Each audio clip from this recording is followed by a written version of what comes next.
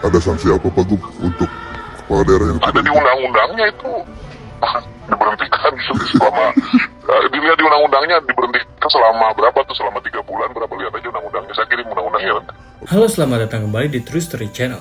Hari ini kita akan membahas sebuah kasus yang sempat mengembarkan dunia maya tentang seorang bupati yang baru menjabat tapi sudah bikin heboh dan bikin kesel nih. Lucky Hakim, seorang artis yang berubah haluan menjadi politisi, kini menjabat sebagai Bupati Indramayu. Namun, belum genap 2 bulan duduk di kursi kekuasaannya, ia langsung disentil secara terbuka oleh Gubernur Jawa Barat Deddy Mulyadi.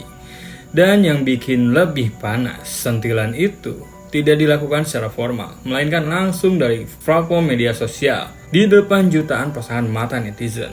warga di Indramayu kira-kira memang fokus Lucky itu harusnya apa? Ya seharusnya pada saat bulan lebaran begini, para pejabat tuh ada di tempat kan, karena silaturahmi kita, halal bihalal kita kan dengan warga kita, bukan warga luar negeri. Dan kemudian juga kan berbagai problem bisa terjadi ketika lebaran, arus macet. Semua berawal dari sebuah postingan, bukan dari media ya. Bukan juga dari laporan resmi, tapi dari akun Instagram pribadinya Lucky Hakim.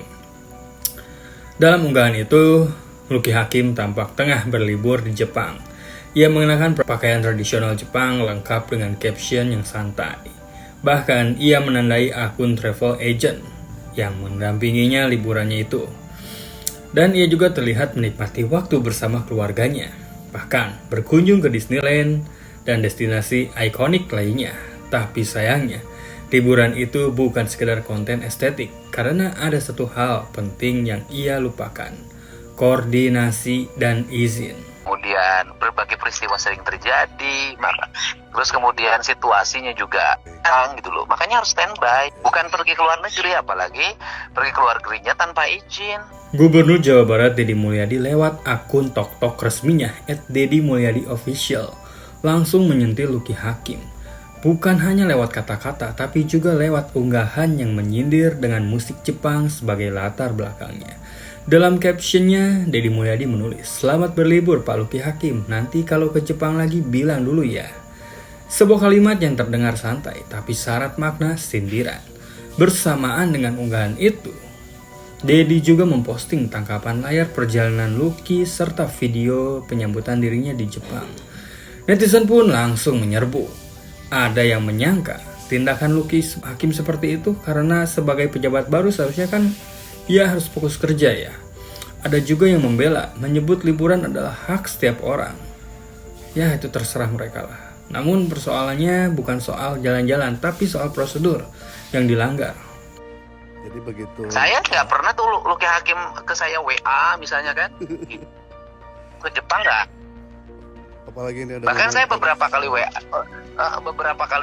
nggak ada respon. Saya beberapa kali WA memberikan pemberitahuan kegiatan, betul. memberitahukan ini, nggak ada respon. Saya pikir nggak ada respon karena jarang buka WA. Ya. Ternyata ada di Jepang. Bagi seorang pejabat negara, terutama bupati, wali kota, atau gubernur, perjalanan ke luar negeri bukan hal sembarangan. Ada surat edaran resmi dari Mensesnek yang menyatakan bahwa perjalanan dinas luar negeri wajib mendapatkan izin presiden.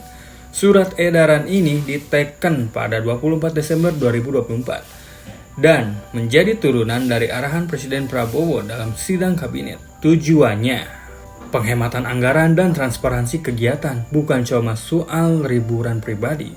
Bukan perjalanan dinas sekalipun harus dilakukan minimal 7 hari sebelumnya, dilengkapi dokumen rinci, kerangka acuan kerja, analisis manfaat, pembiayaan, hingga konfirmasi dan mitra di luar negeri. Artinya, kalau Lucky Hakim pergi ke Jepang tanpa izin dan tanpa pemberitahuan, itu jelas menyalahi aturan. Bukan sekedar kesalahan pribadi, tapi bisa menyangkut pelanggaran administratif. Sampai video ini dibuat, Lucky Hakim belum memberikan pernyataan resmi tuh. Tidak ada klarifikasi, tidak ada permintaan maaf, sementara netizen terus berspekulasi. Benarkah liburan itu murni menggunakan dana pribadinya atau ada sponsor yang terlibat? Apakah benar Lucky melanggar aturan perjalanan pejabat? Dan apakah akan ada sanksi dari pemerintah pusat atau provinsi? Kasus ini bukan soal pergi ke Jepang. Ini soal tanggung jawab seorang pemimpin di mata publik. Karena di balik jabatan ada harapan, dan di balik sebuah kesalahan selalu ada konsekuensi. Di saat rakyat menunggu perubahan, di saat daerah membutuhkan kerja nyata, apakah liburan adalah pilihan yang tepat? Saya akan terus mengikuti kasus ini, dan seperti biasa kebenaran akan selalu kita kejar. Sampai jumpa di episode selanjutnya hanya di True Stories Channel. Terima kasih telah menonton.